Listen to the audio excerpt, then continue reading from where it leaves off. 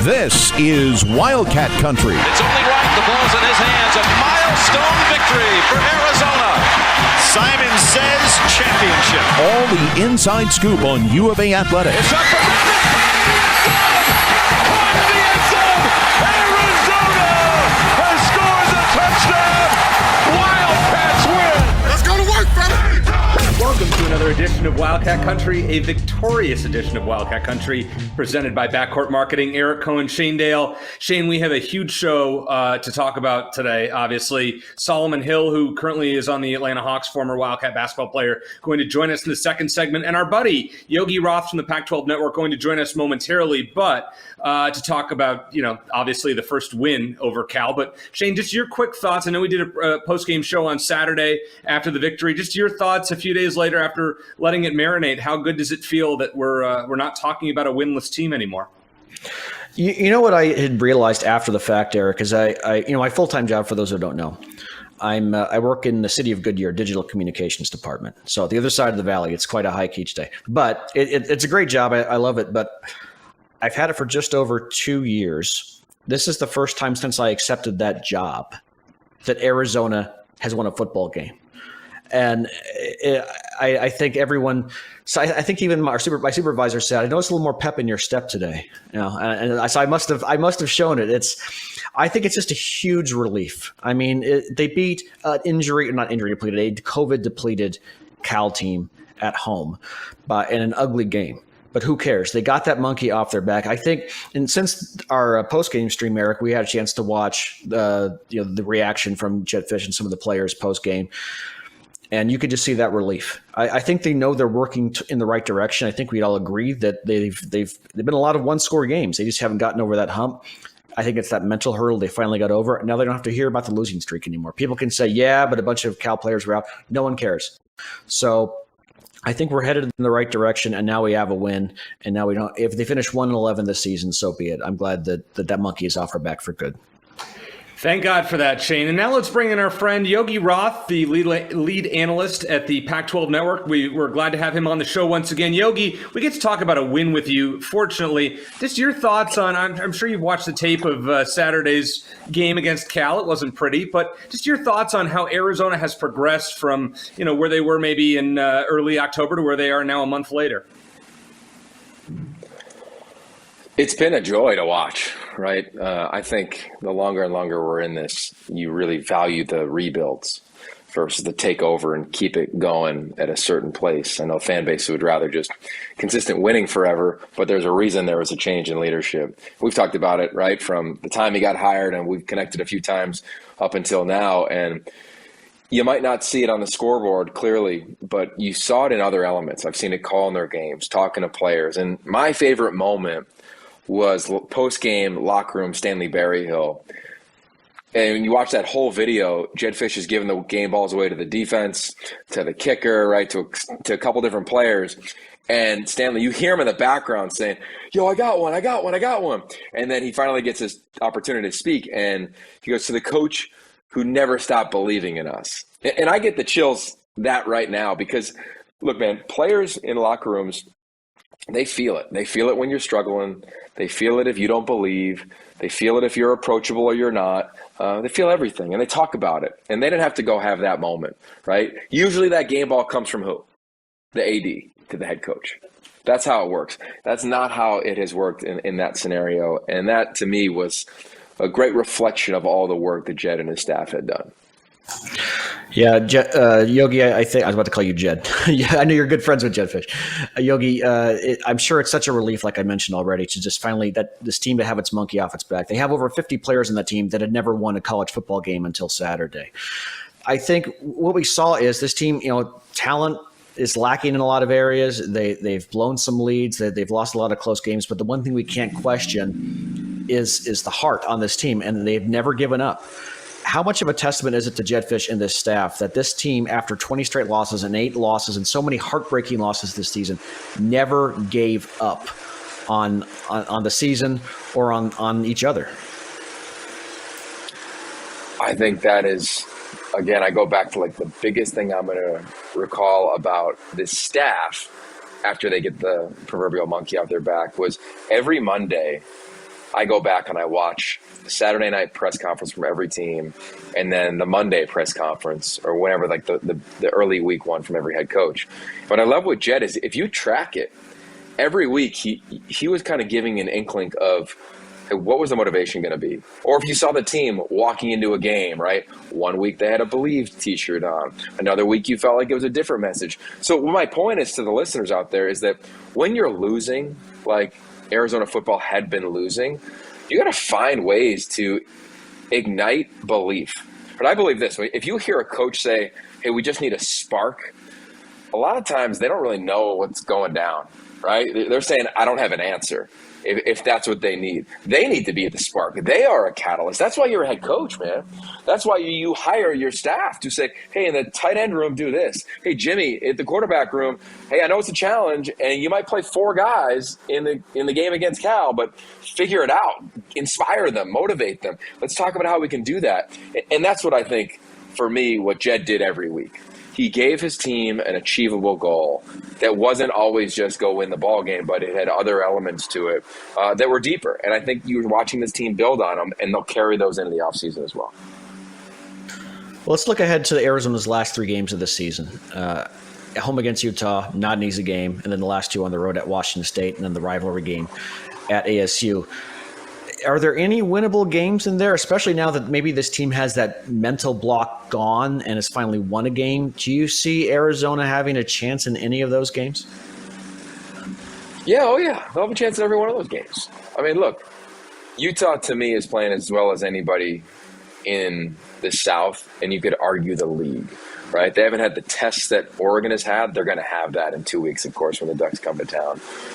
So we'll see, but they're rolling, right? To me, in the playoff rankings, we're reporting this at early afternoon on the West Coast on Tuesday, prior to the second CFP rankings. I'm going to be dramatically disappointed if they're not in the top 25.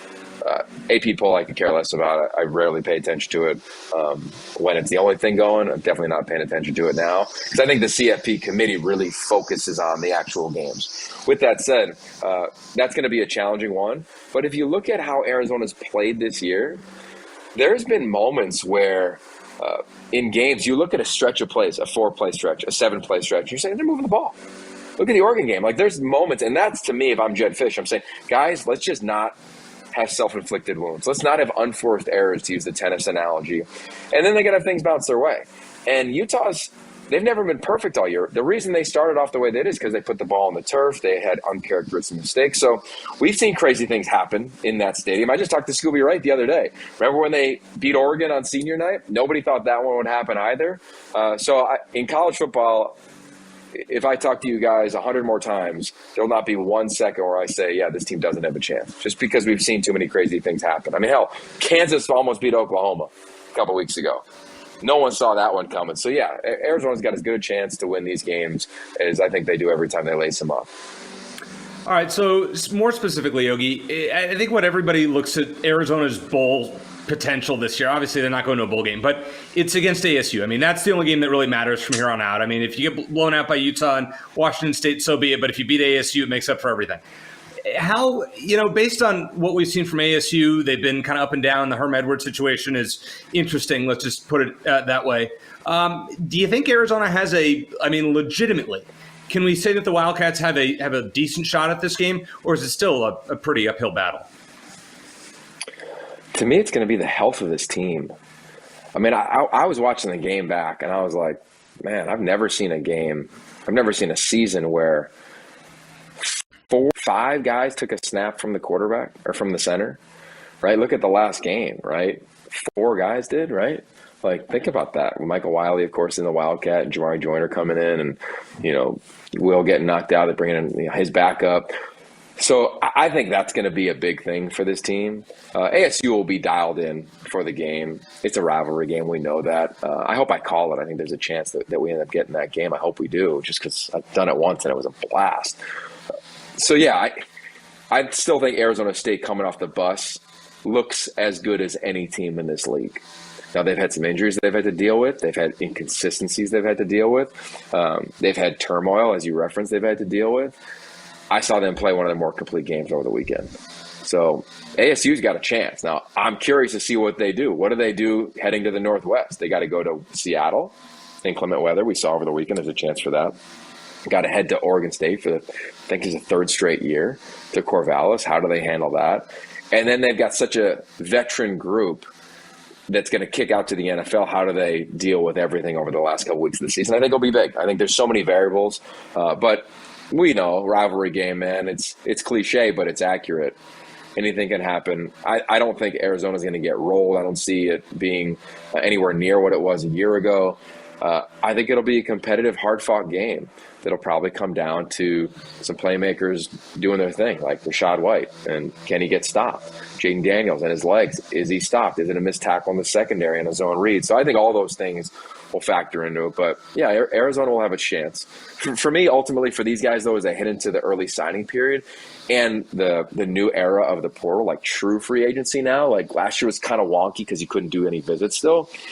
They just need to show continued signs of hope, right, and progress. So it's really attractive. And I think they're doing that. I think they're beginning to do that.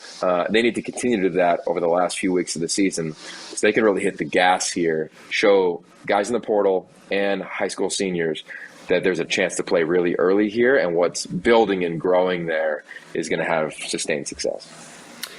I certainly hope so. I mean, it's an encouraging way of looking at it, and so obviously we appreciate it. You always give the encouraging point of view, and trust me, this year when you're sitting at 1-8, we need all the encouragement we can get. One thing that's been really interesting, as you talked about, Arizona had five different players, take a snap from center. You had mentioned that. Just your thoughts on the quarterback roulette that the Wildcats and maybe kind of unluckiness that they've had at the position this year, starting with Gunnar Cruz, then Jordan McLeod, then Will Plummer, and then he had to check out of the game mid-game. Luke Ashworth played, then Jamari Joyner. I mean, it's just been a mess. Just your thoughts on the overall future of the position. Who would you say sticks around, and who would you say probably goes elsewhere? Good question. I've never seen anything like this in my career. This is 21 years, I think, in major college football. And I think in our league, I think it's my 16th or 17th year in the Pac, 10 or 12. I don't know how many teams could survive with their second quarterback in that collective time frame, but specifically now with what the portal is doing.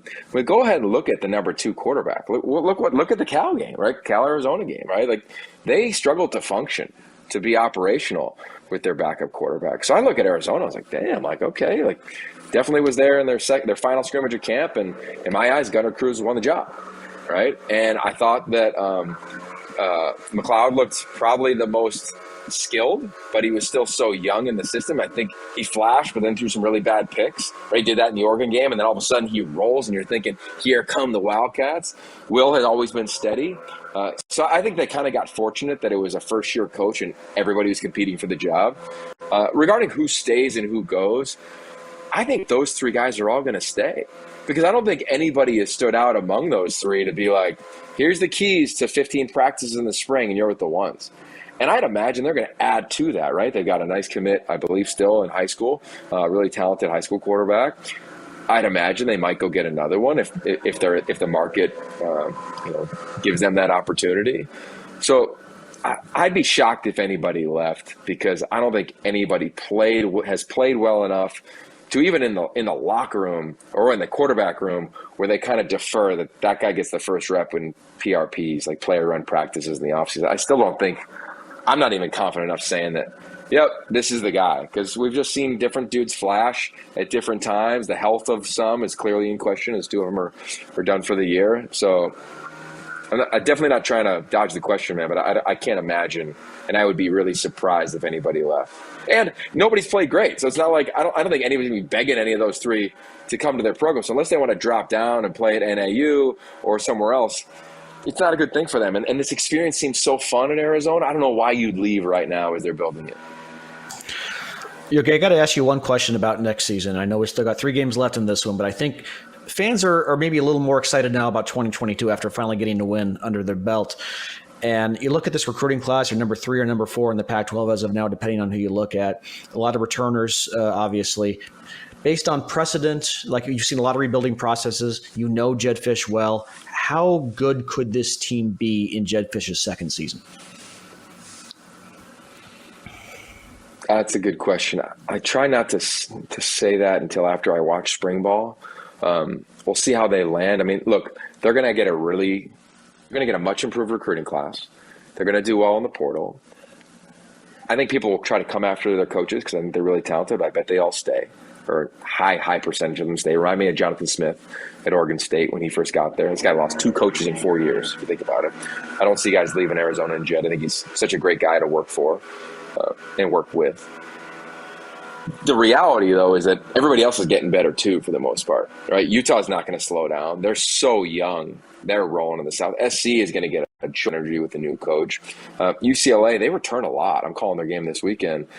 There's a lot of guys, including Dorian Thompson-Robinson, that could opt to return. Like, there's a lot of decisions that have to be made in that regard. So if you look at, and then even ASU, they'll lose a lot of players, but they've got a lot of young talent, even amid the controversy that they're in the middle of. At least it seems from the outside right now. So Arizona's going to be better, but they'll probably be like Oregon State. Second year for Jonathan Smith. First year, the differential in wins and losses for Oregon State, I believe, was 265 points, negative 265. Probably similar to Arizona, I bet, if you tracked it. Second year, it was like negative 70-something or 80-something. All right, so that's where I see this program going, like competing in every game that they're in for the most part. They've shown that, as I referenced, in flashes this year. I think next year the goal, at least probably not internally, but externally for me, is to see them ride for 4 quarters and not have unforced errors and hopefully have sustained health at key positions like the quarterback. That would be nice, for sure. Last question for you, Yogi. We always appreciate your time. You mentioned Scooby Wright, having him on your show, The It Factory, I believe. What was your conversation with him like, and when can we watch that? Dude, it was awesome. I've known Scooby obviously for a while, and we've stayed connected. I remember popping into practice at the AAF when he was playing for Coach Neuheisel and Coach Aliotti in Phoenix. And just, I loved his path, and this is going to air the week of the champ game. On this show, as you guys know in production, you try to look a couple weeks out. So I was like, who can we have on the week of the champ game? Not really knowing exactly at the time who was going to be in it. Let's have Scooby on and reflect on it. So we talk about the champ game. We talk about that season. We talk about, of course, the Oregon games, the 3 times he played them. Excuse me. But then we dive into what's made him tick. What made him tick as a young man? I didn't know this, but his high school coach told him that he probably couldn't play high school linebacker at 14 years old. Obviously did that. In college, many teams told him he couldn't do it. So we talked about the chip on his shoulder. And what really amazed me, to give you some insight in the dialogue we had, was I said, do you believe in proving other people wrong or proving yourself right? And he goes, I was really about proving myself right. And that surprised me because it's 2-star Scoob or 7th round Scoob, if you look at his social media handles. So I always thought it was this chip on his shoulder to prove everybody wrong. You screwed up, you missed on me. And he was the other way. So we talked about that. We dove into him leaving. Do you wish you came back? What was it like that year you got hurt? He gave some great insight into even his mental health, dealing with all the stressors, dealing with agents, dealing with playing, expectations. He said the stress got so much for him that he ended up shaving his head. He was like, that's how I could just deal with it. And I remember looking at him and being like, Scooby cut his hair. That's cool. But not necessarily knowing what he was going through at the time. So I'm really appreciative to him. He went there in our interview, in our dialogue, and I think fans of all college football are going to love it. Champ Week, it'll drop that Monday. It'll air in the evening on Pac-12 Insider, which is free, pac-12.com/insider for the video. And then, of course, it'll air on the podcast as well. So subscribe to it now. You'll love the guests we've had all season. It's been really fun to talk to a bunch of players from around the conference that I think are going to play at the next level. Yeah, Yogi, Scooby's been on with us a few times, and just one of my favorite guests to have on because he's just very honest and he loves to reminisce about those games, and it's a good times for Arizona football for sure. Last question, always appreciate having you on. I'm going to give you an over/under. 2.5 head coaching changes in the Pac-12 this offseason. You taking the over 2.5 or the under? Okay, well, we're already at 2, right? Just based on SC and Wazoo. Beyond that. So I'm beyond saying that, so 2.5 more. Yeah, be on it. So you've got Washington with Jimmy Lake. You've got Stanford if David Shaw goes somewhere. Chip Kelly, there are rumors out there, and Herm Edwards. Of those 4 jobs, would you say are you taking the over 2.5 or the under 2.5? Under. Okay. Hardcore under. Okay. Yeah. Hardcore under. I think David Shaw is the top 3 coach I've ever been around in my life. Pete Carroll, Chris Peterson, David Shaw, in no particular order. I think David Shaw's a top 5 coach in football. I think there's probably 20-some GMs that would take him in a heartbeat. So there's what's going on with them, and of course the Utah game was so out of context. But again, to the quarterback dialogue we had earlier, clearly they drop from Tanner McKee on down from a performance standpoint. I don't know what's going to shake out at the other schools that you referenced.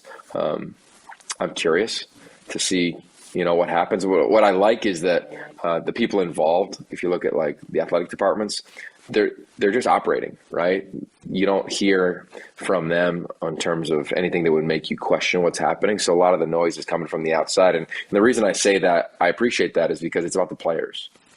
You only get one senior year, or these super seniors, they get one last time. So over the last 3 weeks of the season, I know as a broadcaster, I call UCLA this weekend, for instance, against Colorado. And as I reference, I hope I'm calling ASU, Arizona. And I got the big game, Cal, Stanford in 2 weeks. It's about these dudes. And I remember as a player, when it came down to the end, it was really easy to look beyond your last game. Screw it, man, whatever. It's almost over anyway. Most older guys get to that place if you're not playing for some stakes.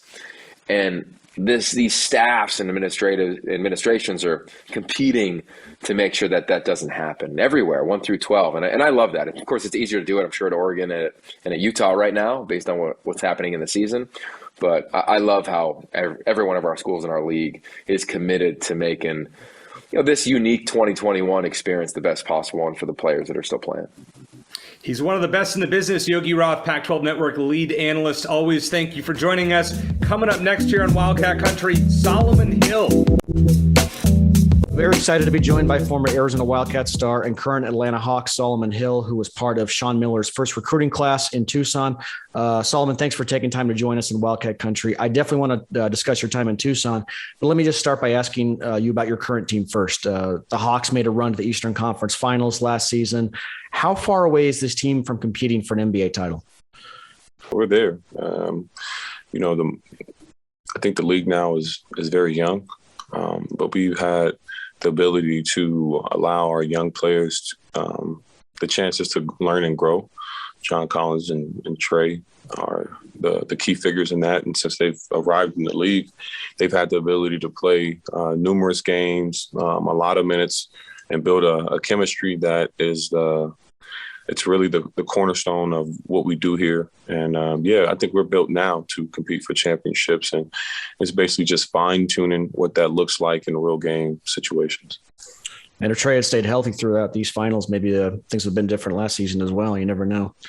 Yeah, injuries are part of the game for sure. I mean, you can say that you can look through everybody's championship run and see injury is a big part of that. And we think with the depth that we have, the depth that we showed last year, Trey, I look at Cam Reddish, I look at DeAndre Hunter, being able to be 2 guys that are just out there and available. So I think we have what we have enough in our locker room. It's just about figuring out how best we go about it. All right. Well, I want to go back a little ways now to your recruitment process way back when you were at Fairfax High School in LA. I know you originally committed to Arizona under when Lute Olson was the head coach. And then when Lute retired, you chose USC. And a lot of stuff happened in between with Tim Floyd and Sean Miller. Maybe just give us the abbreviated version. How did you ultimately end up back at Arizona after that whole roller coaster?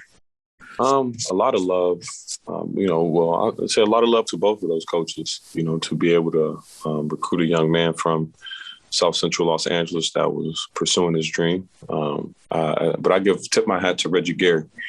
And Reggie Gary was part of the coaching staff with Lute Olson. He was the one that originally recruited me and made me feel special, like I had a home in Arizona. I was able to kind of know some of the guys that were in my drive class as well, Abdul Gaddy, Mike Moser. originally. And, with Luke retiring, it kind of just I had to put things in perspective of weighing my options. And, the recruiting process is not like how it used to be, where it was, you got guys coming out of high school with full-fledged trainers and, they're on Instagram. And so they're able to be connected with people. I really had to go out there in the AAU circuit and just play ball. And USC gave me a chance, an opportunity to play the game of basketball because I'm always willing to learn and I love learning. And so that was huge on my recruitment to USC. It was down the street from where I lived.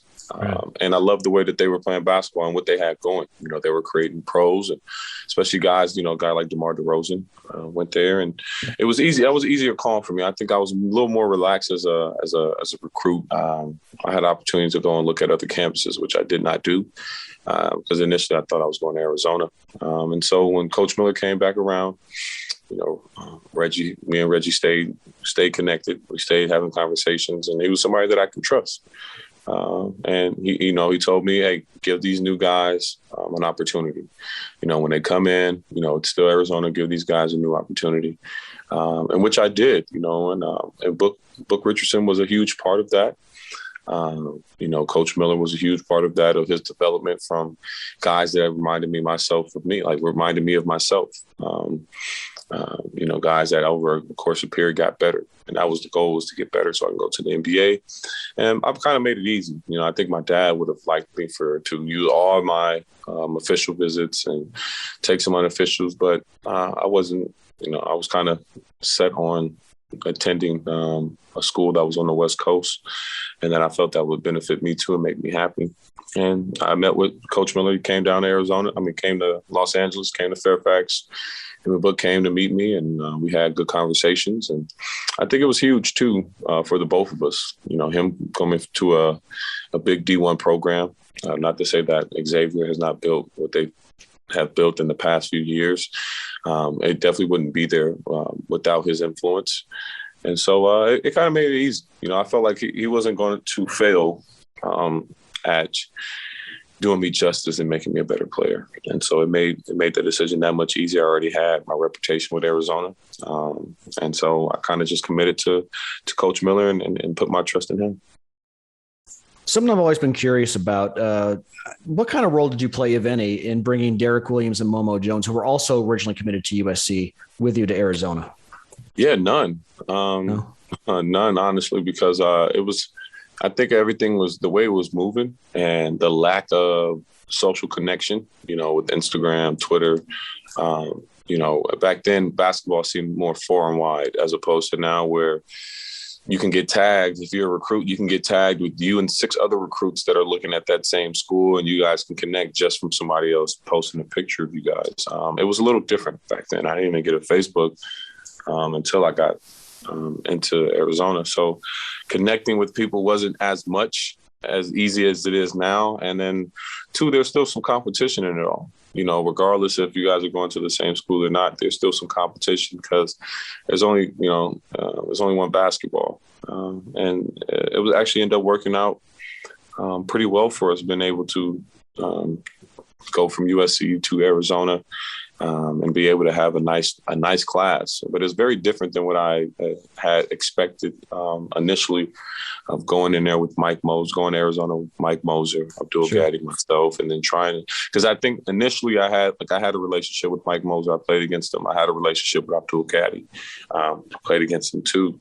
And so that was kind of like, we don't need to speak, but we're all, going to the same school type thing. And the USC thing it just happened so fast. We looked up and, it's USC, and then it's like USC had their thing, and it's just like, you don't want to put your eggs in it. I learned at the end of the day not put all your eggs in the basket, but then the USC thing happened, and it was kind of like I was in a situation where, I think Coach Calipari had called and wanted me to come out there and play in a Kentucky Derby. I had only played in one game, one little all-star game. And I think you get a chance to play in 2. And he had offered for me to play in the Kentucky Derby. But, this is me not having any type of relationship, a phone call, nothing. Is just kind of like, last minute type of vibe. And so I just kind of stuck with the place that I felt comfortable with in Arizona. And I didn't have any conversations with those guys prior to enrolling. Ended up being a fantastic 5-man class, I believe, with the three I mentioned, including yourself, along with Kevin Perriman, Kirill Niaziko, that came one basket away from going to the Final Four. I want to mention a couple of my favorite games, your Arizona games while you were there, and then I'll let you mention yours. Yeah. There was that Sweet 16 game against top-seeded Duke in 2011, which, one of my favorites of all time. And then there was that last-minute comeback at home against Florida in December 2012, where you guys rallied from 6 points down in the final minute. Same day that Arizona football came back and beat Nevada and New Mexico both in the last minute. So I happen to be in the stands for the Florida game, so it's one of my personal favorite memories. What are some of your favorite games in a Wildcat uniform? Game against Texas. And the one before the Duke game? Right before the Duke game. Yeah. It was kind of like it wasn't personal, but kind of was. It definitely was. Texas was one of the first schools to, for a big time school to act. Well, I'm not going to say big time school because that's a flawed word. But Texas was the biggest school as far as size and being noticeable. They had Tristan Thompson on that team, I believe, right?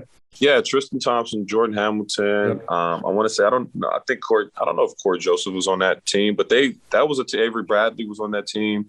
No, Avery Bradley was a year before because he only did. But no, I know they had Jordan Hamilton, Tristan Thompson.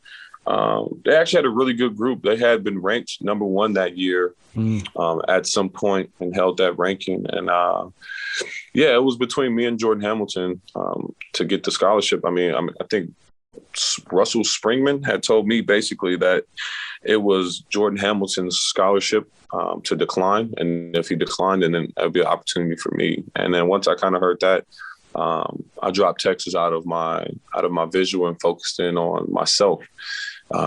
There's nothing better than competition. And I didn't think that I was going to get to the NBA if you're already holding my scholarship based on another player. And so that just put me in a situation where it shouldn't be me or him. If it's not me, then it's nothing. And then I just went out there and had a really great game. Didn't think much, was aggressive as I could be. And it really it was a tremendous moment after the game, even how the game went, the last stretch, it was is what you want in March basketball. Yeah, you had that 5-second violation, and that led to D. Will's and one that won the game. Yeah, that won the game, and that was that run made you feel what everybody felt about March basketball. Another one would be, I know it's been Hawaii. Hawaii, when we went down and won in Hawaii, to win and to be able to get the MVP of that tournament was huge too. I think it showed me that progress was being made and that we could win with me being a good player, with me being the player in front. I think I like Washington State. When I played at Washington State, I hit like 6 threes and a half. I hit the half court shot. And Washington State had always been a place that we just didn't win. It was mucky games. It was, nobody wants to go out there to Washington State. And I really had a really good game there. I was very proud of myself with just the ability to shoot the ball without thinking,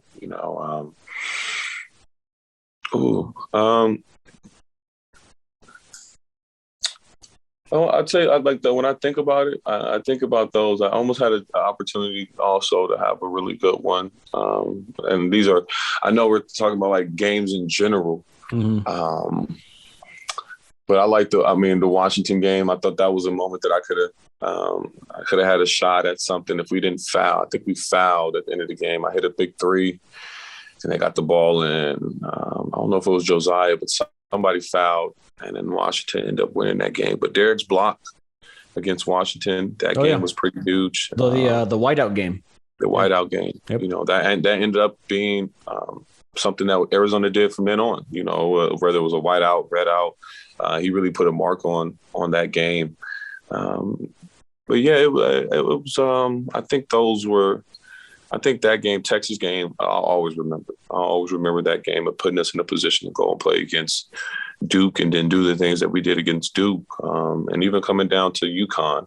Yeah. And being in a situation where, like you said, Jamel Horn, I think about everybody's career. Jamel Horn's career could have been totally different if he hit that shot. But you don't think about it in those moments like, oh, I don't want to think about his career in one shot. But it definitely would have helped us. And I really enjoyed. That Duke game was definitely. It was very. It was a huge game. It was a statement game. I can always say that I've never lost to Duke in college. Yep. That's hard for most people to say, for sure. Well, it's personal for a lot of Arizona fans too, because they had lost the Wildcats lost to Duke 10 years earlier in the championship game, where a lot of fans thought that was very one-sided officiating wise. So and it probably, and it was. You start to see those things, man. You get older and you watch games from afar, you definitely get to see those things. You were one of the handful of 4-year players during the Sean Miller era. How did this staying at Arizona for those 4 years help prepare you for a pro career that spanned almost a decade now? I think just understanding the business of it.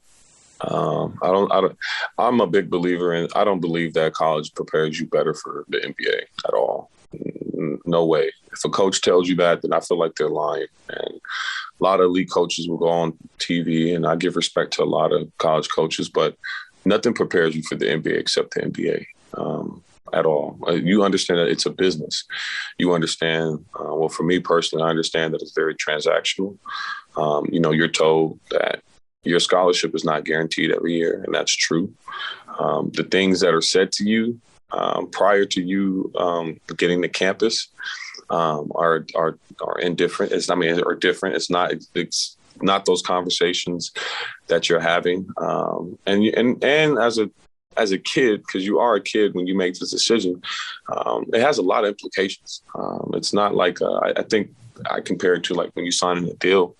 In the NBA, you take everything that comes with that deal. Yeah, the dollar figure, whatever it is, may be to your liking, but that means you take in everything that comes with that, the type of practices, the food that's available, the location, where you play, all those things come into play. And it was the same thing for me in college. I just learned the business of it. I learned that if you don't hold up what they think is your end of the bargain, you could be moved. And then being moved in college is almost like a death sentence. If you transfer, you sit out a year and you have to sit out that year that you transferred and then wait till that can be a death sentence for a young kid that is supposed to be oozing with talent or potential. And so you have to kind of you have to make the bed, lay in the bed that you have. Because I don't feel like my skill wise, I feel like I could have been way better. There's nobody you can tell me in a situation where me working on a 3-point shot or working on the NBA game is going to college. You don't stay in high school longer to be a better college player. There's no level of anything, I don't care what you do, that staying down at a certain level prepares you for the most. It's supposed to be the top tier of talent ever. When you stay another year in college, you're playing against college people that are trying to get to the pros. Another year of young guys that are coming in. Right. You have a chance to play against 18-year-olds and, 19-year-olds as a 21-year-old junior, senior. And so I really understood the business of basketball, the money that comes with it as far as the schools and how much they're able to benefit. And now you're starting to see it. They called even Jay Bilas said it when I was in college. He was talking about how kids aren't able to eat or, the money that's involved, the transactions and people getting paid. But then you come to find out that it was a way that everybody could have been happy. You're starting to see all these leagues across the U.S. be created for these kids to be able to attend and get opportunities, because opportunities are there. College is telling you that they're not there, and it ruins the game. And then you see a kid like Mikey Williams become the youngest player to sign with the professional agency in basketball, and he has 4 or 5 deals already. You give a clap to social media and its ability to uplift players, but you start to understand that they were lying to us the whole time. How is there $1 million just for this kid and endorsements alone, but you telling me a school can't gift benefits. Now it's free snacks. Now it's kids are able to make money off of their likeness now. Yep. Okay, Yep. but not too long ago you were saying one thing, and I feel like, you know, if it was up to me, I would love for the G League to be reinvented, to give kids an opportunity to play against elite talent, to be able to get paid, because there's also programs and places now or leagues that will allow you to still go to college. And so there's not, you know, it's not lacking. It's only the fact that the structure of college basketball has been established in a well-refined machine, that it's easier to just stay with that, what works for the people that are in charge, instead of changing things up. And that was the biggest thing I learned about college, because I was able to be a kind of a gate between, you know, the guys that played with Lute and then the young guys that came through the Coach Miller. You start to see that change in how you recruit, how guys come on the campus.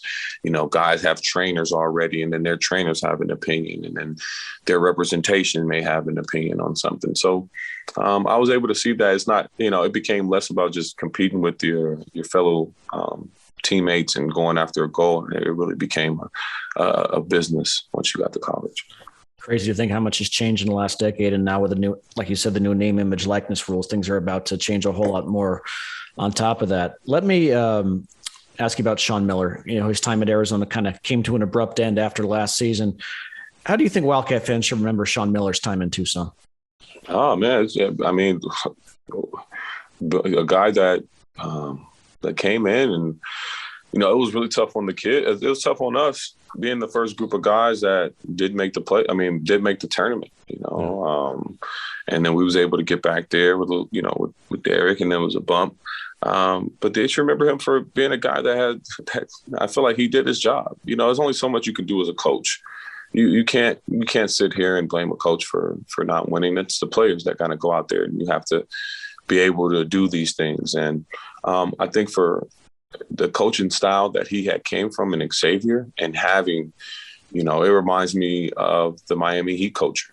You know, Xavier was built on change. We're going to get the best out of these guys that want the game of basketball, that you know, almost in a situation it's all you have.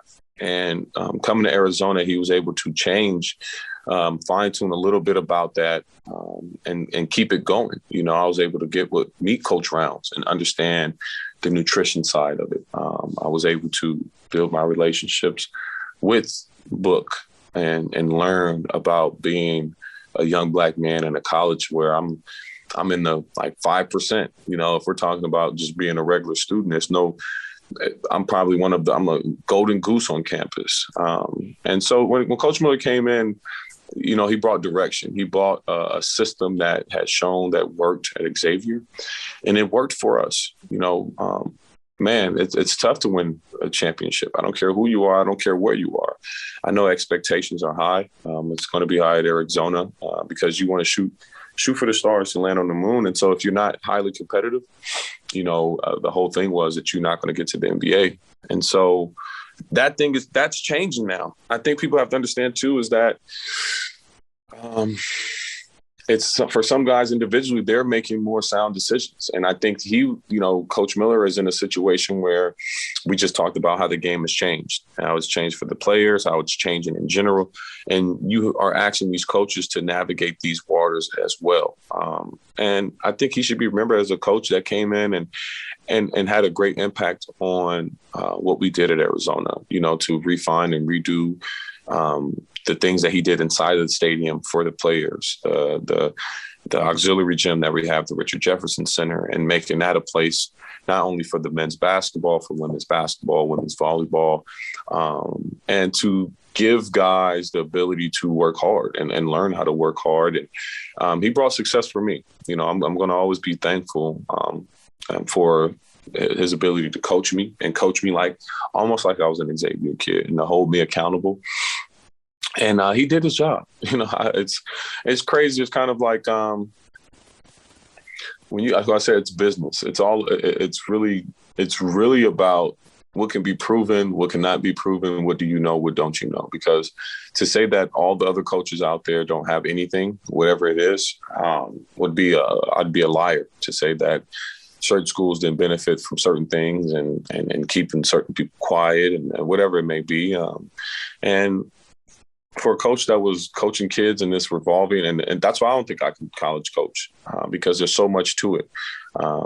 Back then you could just do what you want as a coach. You can kind of just do what you want as a kid. Kid doesn't want to play for you. Okay, go somewhere else. And then you got to go through all that stuff. But it's like, if you want to play for me, you play for me. And I was able to respect Coach Miller's ability to have the right people around him that got the most out of their players. And I respect that. And there's things that I will take on if I do decide to coach from him.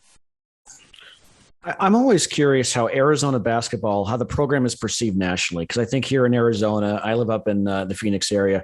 I think there's this perception that Arizona is perceived as one of the best basketball programs in the country. And I think they were for a long time. In spite of all the off-court issues the last few years, do you still get a sense that Arizona is considered one of the top programs in the country? That's tough. That's tough only because of the fact that I've been removed. So far removed from Arizona. Yeah. And the one thing that always kind of kept us up there is elite talent.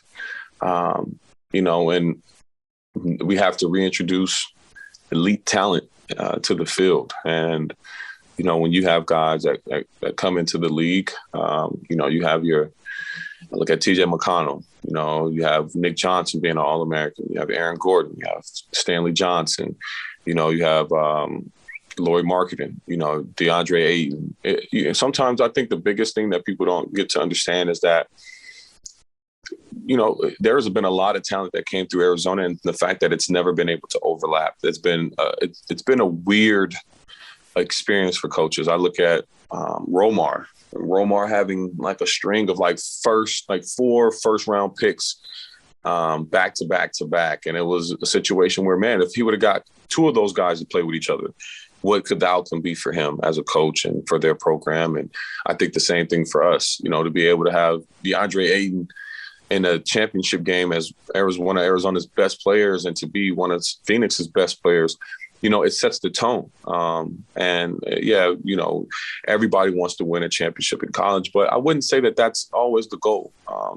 It's because guys want to be NBA players. You have people that love college and they want to win a championship in college because winning a championship in college, you're expected to go on and be drafted higher or have the ability to be seen on a bigger scale.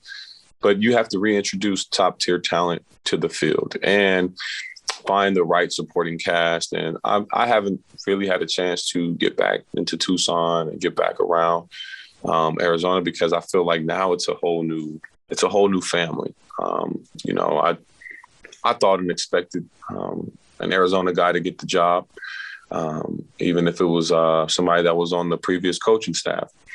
But when you come in, and especially because I hate Gonzaga, Kelly Olynyk is one of my good friends, ultimate competitor, but I don't like Gonzaga. Especially Gonzaga wouldn't have been the school that ever recruited me.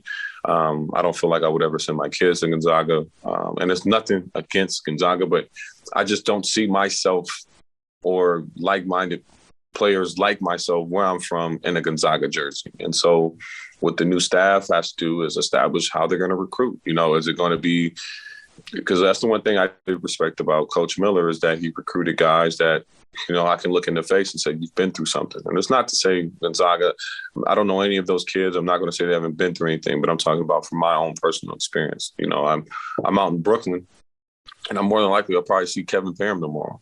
Momo Jones was a guy that was going to get it regardless. And so it's – I think he has to, you come in and there's great expectations in Tucson. There's always going to be expectations. People are going to fill those arenas. But it's like you said, that national respect. I'm watching. The only reason why I know about like Duke and Memphis is because of their ability to bring in top tier talent. Whether they've won or not, I think that's starting to change. It's becoming less about actually winning it all and then more about like, who do you have coming through here? Like, what type of guy do you have coming here that can change, how we see Arizona basketball? And right now, there's not a name that just pops out in my head, and this is early for sure. It's early for him, but there's no name that just pops out in my head of being like, oh, he's a bona fide NBA player. Like I should be tuned in to being like, hey, you see that kid that Arizona has? Like they say he's supposed to be a top player, and that's what we're used to doing. Yeah, we come up short sometimes with people's goals in Tucson, but at the end of the day, the guys that went to Arizona was trying to make it to the league, and you can't be mad at them for coming up short from a Arizona winning perspective. But I think that has to be regained. That definitely has to be regained. That because even when I was there, it was a situation where it was cool for my second year for us to do that, but you can still hear the whispers of like, it's not enough. I mean, it's never going to be enough. You win a championship and everybody's talking about you got to do the next one. Like you have to win the next one. It's not. I don't think it's ever going to be enough unless you damn near UCLA. You know, but even UCLA is in a situation like they're thirsty to get back to how that was and that feeling. So I think we do have some work that needs to be done in order to gain that respect, because we're not a team that has been in the finals since then. You know, there's teams that have got credit because at least, I mean, Final Four, you know, they're in the finals. Yeah, they lost in the finals, but they're showing that they have the capability of going there. So It's a combination of star player power and also winning games. I think most college basketball fans, just casual fans, would be shocked to know that Arizona hasn't gone to the Final Four in 20 years because they've been there so many times and they're an elite program. But exactly, it's tough to get there. Let me ask one last question for you, Solomon. I think I told you before we started 15 minutes. I think we've done a half hour, so I appreciate your time very much. Oh yeah, no, for sure. Appreciate it. Playing in McHale Center, you know, I always like to asking guys who were on the court during big games, 14,000 fans. What's it like playing in that kind of environment? Oh man, I think people should you should take it in. You should don't take it for granted. Please don't take it for granted, because every game. I think I was 4 years. Wow. It's not that I took it for granted at all, but I was spoiled. I definitely was spoiled. You know, I think our coaching staff and everybody was kind of not our coaching staff, but the feeling was that, you know, we wanted more students, but you can't complain about a full arena. You definitely can't complain about a full arena. And then once I got to the NBA, you saw how non-full it was for like regular season games. And you understand that, hey, there's 82 opportunities regular season, you know, and all of them are not going to be a sold out crowd. And then you see that some places kind of not, I mean, you know, some places are more so than others. And you'll have a game where, you know, this team is tanking and nobody's there. And I think that was my first biggest surprise, being like, even when I went to like Washington State, the kids there have nothing else to do. You know what I'm saying? But see, okay, Arizona's coming into town. Why not? At least let me go there and boo and make signs or whatever. You got everyone's best shot, right? You got everyone's best shot. Exactly. You know, and even in Oregon, we went, you know, I was talking to Jamel McMillan, and I was like, because I have Landry Fields he's in the front office of Atlanta, and you know, he had made a joke to like, I think Jalen Johnson about like, hey, I gave Solo 30, and I'm like, hey, I asked him if he won, you know, and I'm just like telling Jalen, like, in my 4 years, I've never lost to Stanford. And even like when we talk about moments, you know, Momo had a backboard shot in Stanford to win one of those games. I remember it. Yep. Mm-hmm. And so I'm sitting here thinking like, man, like, I never lost to you. Like when we played in Oregon, when the first time I was able to play in their new arena, they stormed the court when we lost. I think we were top 3 team. We had just won. I think we won in Hawaii. And then we played it was our first conference game or second conference game. And when we lost to Oregon, they stormed the court on us. And, you know, that feeling was surreal. Like, they storming the court. You know what I'm saying? Like, the only time we ever kind of had a feeling like that was with Florida, because we owed Florida from the year previously. Right. And it was crazy, like, played against Brad Bill 2 days ago. And it's just like, man, full circle. But, yeah, it's the fans there are everything. You know, they made it easy for me to be there, showed out every game. You know, for 4 years, I was able to really embrace that crowd and try to put on the show every time I went out there. It's a little different than the NBA because they know that you're kids and, you know, you're learning. But that NBA lifestyle is a little different. You can have a arena full of like 4,000 people and you can hear that one person And I loved McHale. I definitely did. I loved the changes that they added to it. The yellow seats were a moment. But they came out and they supported us. That was one of the biggest reasons why I always stuck with Tucson, because in Arizona, because USC was a town fighting for attention. You may or may not get people to come out to the games. You may not or may not get that feeling of, like you said, maybe a UCLA USC game was the most packed. But all our games, people came out and showed love to all our games, and I greatly appreciate that. And I would love to send love to everybody that came out to those games and continue to support Arizona to this day. Love it. All right. Solomon Hill, two-time first-team All-Pac-12 selection, provided so many great memories for Wildcat fans. Thanks so much for joining us on Wildcat Country. Best of luck to you and the Hawks the rest of the season. Love to have you on again at some point down the road. I want to read you a message from Josette, a small business owner in Scottsdale. Josette says, Backcourt Marketing created a social media strategy for all of my gyms. They post engaging content every day and have really brought up the analytics on all of my pages. We meet to go over marketing ideas every month, and I really appreciate their personalized approach. That, in a nutshell, is the kind of return on your investment that you can expect when you trust Backcourt Marketing to fulfill your company's social media needs. This is a company that helps businesses reach their target audience online and build a brand that will crush the competition. They're a dedicated, knowledgeable team of brand advocates, designers, and creative writers who will help take your business to the next level. Make sure to get your business noticed. Call 480-744-6173. That's 480-744-6173. Or email team, TEAM, at backcourtmarketing.com to get started. And remember, Backcourt Marketing is the marketing agency for those who love competition. Shane, great interview with Solomon Hill. I'm bummed that I didn't have a chance to sit in with that, but very lengthy, and learned a lot about the past of Arizona basketball and what's going on with him now in Atlanta, and pretty cool about that. Now, we talked to Yogi Roth earlier, but one thing we had not mentioned is the basketball games that happened on Tuesday night. Before we recorded this, we're recording late at night, just for those who are wondering. Wildcat men's team crushed NAU 81-52, and the women's team was also impressive, if not more so, against California, was State Northridge, is that right? 87-44. So dominant wins by both teams, covered the spreads if there was one for the women's game.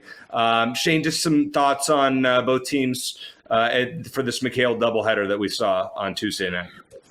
Well, certainly refer people to our live stream we did right after the NAU game. I'll not just going to just leave it at that, but we're going to do some live streams throughout the season, and we'll post that on Twitter and Facebook. So just keep up with that for sure. Love to have you join us. But yeah, overall thoughts: a lot of depth, a lot of swagger on this team. A lot of unselfishness. I think you noted during our live stream, Eric, Arizona assisted on 25 out of 28 baskets or something like that. Yep. A lot of depth. I think the only guy who had a off night was Ben Matherin. We don't expect that to continue. Kirk Carissa looked sharp. Tubelis looked great. Dalen Terry had a fantastic first half in particular. Christian Coloco is a beast on defense. I don't know why NAU continued to challenge him in the second half when he knew he could swat their shots away without his feet leaving the floor. Really impressed defensively. Hopefully that keeps up in transition. They look good. They even throw in some zone defense. That's how you know Sean Miller's not coaching anymore. How much? I don't know how much you can take away from a win over NAU. Probably not much, but they did what they were supposed to do. They look like a confident group. They look like they were kind of ahead of the game in terms of gelling as a team and knowing each other and playing for each other. And having a new system in place. So that's encouraging, and as much as we can be encouraged from a win over a team like Northern Arizona. Yeah, I'll take it. I mean, this team, as we talked about on the post-game live stream, just a very unselfish, as you said, 25 assists on 28 made field goals. A little sloppy, but Coloco, 5 blocks. He's going to be a problem. Umar Ballo, 8 points, 9 rebounds. I believe he was like 6 for 6 from the free throw line, or 4 for 4. I mean, the guy 200-pound big man shoots those free throws pretty good. So, impressive. This is a deep team. Justin Kier wasn't great. Aiken was okay. But Kirk Creaser was great. Led him in scoring. And, boy, it's amazing how many charges he takes. Our buddy Matt Muehlbach pointed that out in the telecast. Just, how he's fearless with his body, willing to step in and take some charges. So it's pretty cool to see. And on the women's side, just a dominant performance, dropping 87. So I know they didn't play a great team, but I know there were offensive questions with the loss of Ari McDonald, and those should be a little bit quieted tonight, I would think, after that high-scoring performance. Well, sure. I think this team has more depth. We talked to Adia Barnes about it a couple of weeks ago. They're a deeper team. They have more shooters. Do they have a superstar? I don't know. They have a lot of very good players. Obviously, Erin McDonald is not just like a once in every couple of years kind of player. She's a once in a generation kind of player, like Derek Williams was for the men's side in Sean Miller's second season in Tucson. Mm-hmm. But they have a lot of very good players who can score 10 to 15 points a game. Do they have someone who can take over a game against a good team in a late situation? That's what we need to find out. But so far, so good. It was great to see 6,000 fans at the women's game. Yep. A lot more than I remember seeing way back in the day when I covered the team in 03, 04. And that was a good team that season. So they got the support in place. They've got some good recruits coming in next season. So are they going to make another run to the national championship this season? I wouldn't bet on it. Of course, I didn't bet on it last season either, so who knows? But both teams off to a great start. I'm thrilled that basketball is here. It's been a good few days. We actually had a win and talk about in football. We actually did a post-game live stream after a win. We've done 2 live streams after wins in a 4-day span after over a year of not having any. So very happy about that, and hopefully we'll do some more in the future. Shane, last week was not only a special week for the Wildcats on the field, but a special week for me off the field. I actually gained a game on you in our picks for the first time since week 1. I'm still 4 back on the year, so it's not looking too good. But we'll go through these fairly quickly. You are, as I said, you're 4 up on me. I'm probably not gaining a ton in these 9 games, but hey, let's give it a shot. Got 4 non-Pac-12 games and 5 Pac-12 games. So let's go through them quickly. Michigan, the Fighting Jim Harbaugh, is on the road in State College to take on Penn State. I don't know if it's a whiteout, probably not, since it's a day game. I'm taking Michigan in a low-scoring, ugly game. I'm going to assume you're going to take your buddy Harbaugh as well. He ain't my buddy, but I am a Harbaugh apologist, as I've noted. So I'm going to stay stubborn. I'm going to go with the Wolverines. They still have a chance to get in the college football playoff. I got to think they're going to get there eventually. I actually think they're a better team than Michigan State. They just blew that game on the road. So I'm going to stay stubborn. I'm going to stick with the Wolverines. Oklahoma coming off a bye week undefeated, not getting much respect in the college football playoff rankings. Baylor in the top 15. Normally, if Oklahoma wasn't coming off a bye, I would probably take Baylor, but I'm going with OU here. How about you? I think this is the week OU gets exposed, Eric. I don't think they're that good. I actually think Oklahoma State is the best team in the Big 12. Baylor is going to be steaming after that upset loss to TCU. I'm going to go with the Bears. We've got the Fighting Mike Leach's, Shane, against your Auburn team. I know you've been touting Bo Nix often. It's kind of a tough SEC game, 2 ranked teams. Who you got? Yeah, I was absolutely wrong about Auburn last week. I'm gonna stick with the Tigers at home this week. I don't think Mike Leach is long for the SEC. What? Where do you think he goes? No, I'm saying I don't think he's going to be Mississippi State very long. So I don't think he's going to do very well. He's ranked, Shane. They're ranked. Yeah. I'm still not picking him. Going with Auburn. Yeah. Auburn at home. I mean, I'm not going to break down this game. It's not a Pac-12 game. Not going to break it down in depth. But I'm taking Auburn and your boy Bo Nix. A&M and Ole Miss. This is the college game day game. Kind of a weird choice of their games. Ole Miss pretty good. Matt Corral probably still not quite in the Heisman race, but I'm not real sure who is. A&M's gotten a lot better since they've only beat Colorado by 3 earlier in the year. I'm taking Ole Miss at home in a close game. Agree or disagree? No, I don't agree with you. A&M has looked like a completely different team since they beat Colorado 10-7. They looked unstoppable their last 4 games. I think Ole Miss is a hair overrated. I know it's not usually not a good idea to pick an SEC team on the road, but I am going to go with the Aggies this time. We would have picked a full slate of Pac-12 games, Shane, but USC and Cal was postponed due to COVID protocols in Berkeley. That game rescheduled for December 4th, which is the day after the Pac-12 championship game, which is kind of odd, but we won't be picking that one, obviously. Probably good for both teams who are coming off some ugly losses in the state of Arizona. So Stanford coming off a really ugly loss against Arizona's opponent this week, Utah, and Oregon State, who lost a heartbreaker to Colorado. Oregon State, a notable favorite at home. I'm picking them. I don't think there's much to discuss here. I think the wheels have fallen off the Stanford bus. Yeah, they're playing awful right now. I respect Yogi Roth's opinion about David Shaw. Maybe he is a great coach, but they're Arizona might be able to beat them right now. That's like a healthy Stanford team. But I'll tell you, Oregon's loss to them looks worse every single week. That's why I wouldn't put Oregon in the top 4. But I think it's going to look even worse after this weekend. I think Oregon State's going to bounce back after a heartbreaker at Colorado and take care of business at home. I think Oregon State, a big win here. Colorado at UCLA. Bruins coming off a bye week. Colorado coming off that emotional win at home against Oregon State.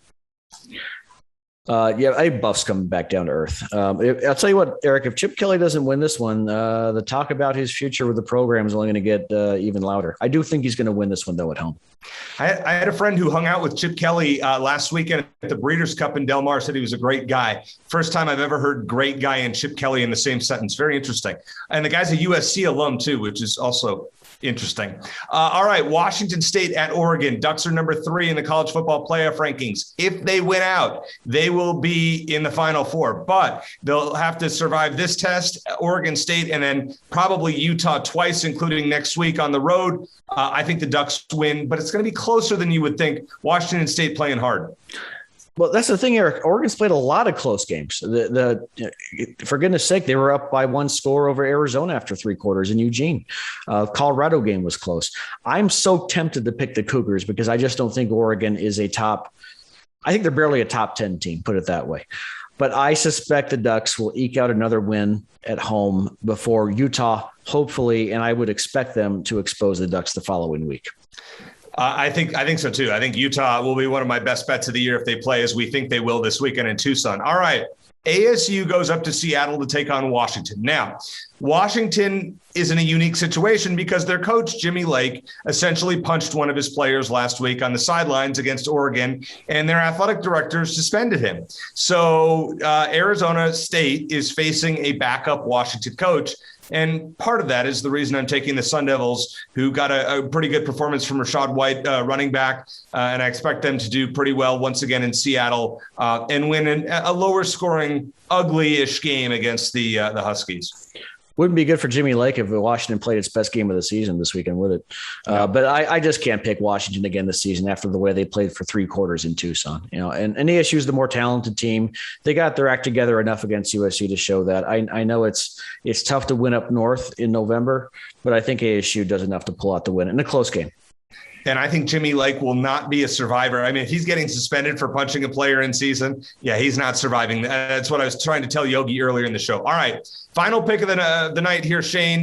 Utah at Arizona. Now, you and I, the last 2 weeks have been very close with our predictions. Just want to give you a quick stat. Wildcats on the year are 2 overs and 7 unders. And when it comes to total points, Utah 7 overs, 2 unders. So something has to give this weekend. I believe the over-under is in the upper 40s, low 50s. Who you got and why? Well, so I'm right there with the over-under then. I think Arizona's going to play better than they did last weekend. They didn't play well against Cal. I mean, their defense overall did, but collectively, that was not their best game.